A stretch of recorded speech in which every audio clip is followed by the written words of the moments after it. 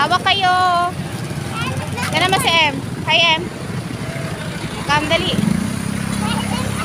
Don't you. Sino binibideo ko rito? Wala kayo. Dire-diretso lang. Basta sa gilid lang, ha.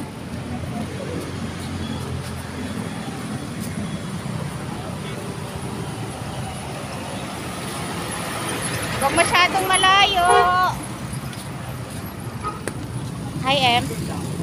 Hi.